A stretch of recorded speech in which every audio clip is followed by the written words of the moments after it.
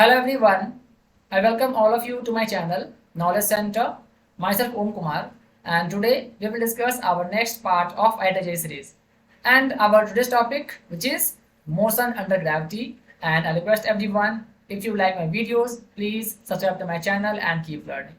Okay everyone, so now let's begin with our today's topic. So first of all, as we all know, that is the acceleration produced in a body by the force of gravity, which is known as the acceleration due to gravity, and we represent with a small g value. And we also know that a small g value, which is equal to 9.8 meters per second square, that is also equal to 980 centimeter per second square, or we can say that 32 feet per second square. And in the absence of air, it is found that all the bodies, irrespective of their size, weight, or composition, they all fall with the same acceleration near the surface of the earth. Okay, and if a body is projected vertically upward, if a body is projected vertically upward, as we can see here, so we have thrown a body, or we have given the body in the upward direction, we have just projected it in the upward direction. So we can say that at the maximum height, its final velocity becomes 0 and it will attain a height of h. Okay, and we have taken that our upward motion as positive and our downward motion as negative. But the fact is that negative or positive directions are a matter of choice. You may take another choice as well according to your convenience. So the taking initial positions as origin, so we have taken our origin here, and the direction of motion vertically up as positive. And we also know few formulas, that is v is equal to u minus gt, h is equal to ut minus half gt square, and v square is equal to u square minus 2gh, and height at nth second, that will be equal to u minus g by 2 into 2n minus 1. I request you, please don't forget to take the notes also, that will be helpful for you. Because as you can see here, a is equal to negative of g, because acceleration is downward while the motion is upward, and that is why we have taken our g value in negative. And we also know that, let's suppose t1 is our time of ascent and t2 is our time of descent. So we can say that t1 is equal to t2, and the total time of flight, that is also equal to t1 plus t2.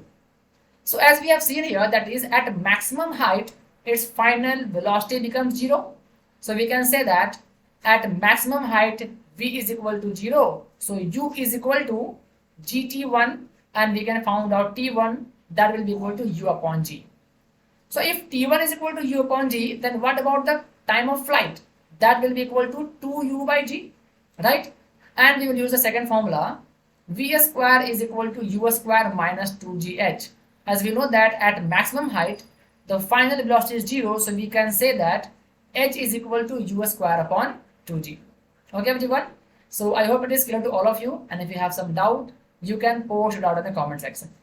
Okay, now let's begin with our next slide actually. So if a body is projected vertically downward with the same initial velocity from some height, okay, you can see that we have just projected this object from some height in the downward direction, and we are saying that its initial velocity is u, and we have taken downward motion as positive, and the maximum height, which is h.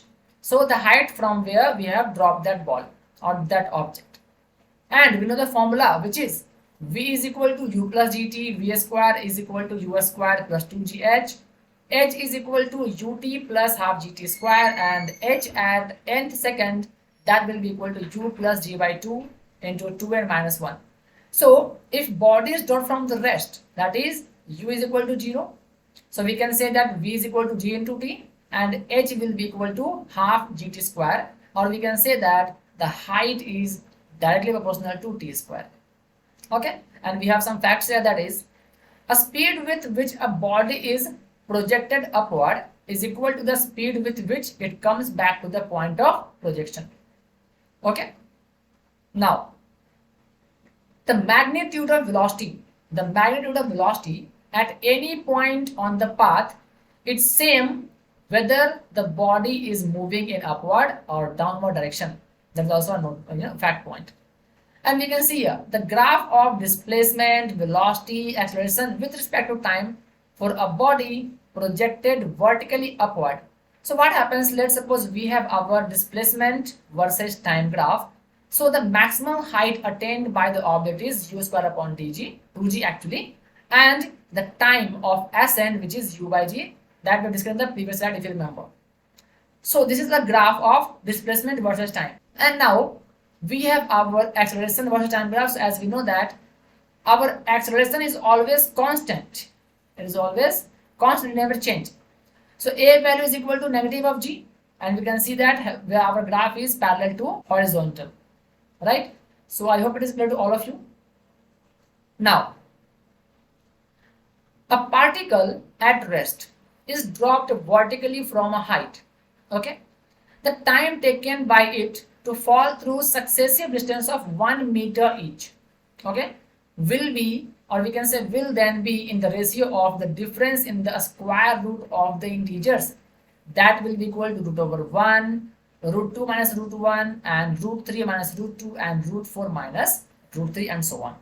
Okay, now we can say here motion is independent of the mass of the body, that we all know, because mass is not involved in any equation of the motion. If you just see the previous equations, or you can see here, so in all the equations there is no mass involved, right?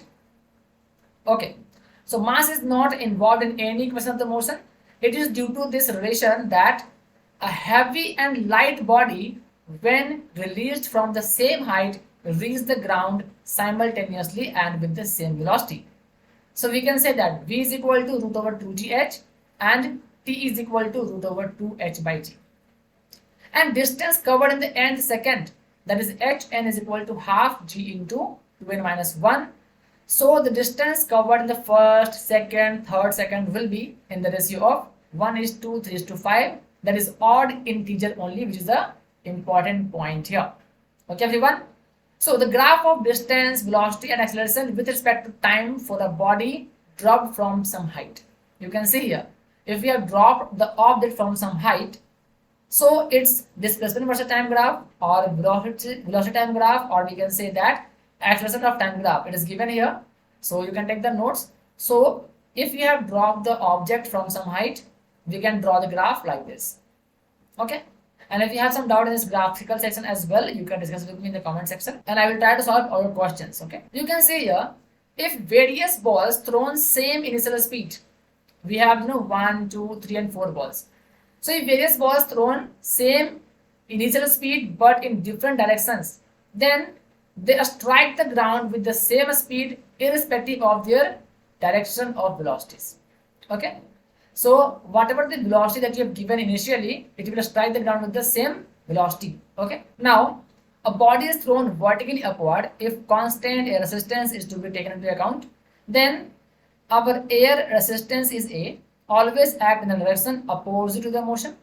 You can see here, you have dropped the ball from some height, so its u is equal to 0, but our air resistance is acting upward. So A net will be equal to g minus A. It will be g minus A. And if you have thrown the object from the ground with the speed u, so at that time our air resistance is acting downward with A, so A net will be equal to g plus A. So the max height is h, so we can say that time of ascent is equal to root over 2h by A net, and time of descent is equal to 2h by g minus A under root. Okay, so we can say that the time of descent is greater than time of ascent. Okay, everyone. Now we have some questions here.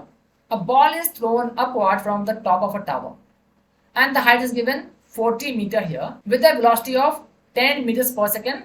We have to find the time when it will strike the ground. So we will use the formula S is equal to ut plus half at square. So minus 40 is equal to 10t minus half into 10 into t square. So our t will be equal to either 4 seconds or minus 2 seconds. So my time in negative is not possible, so we can take our time as 4 seconds. We have one more question here.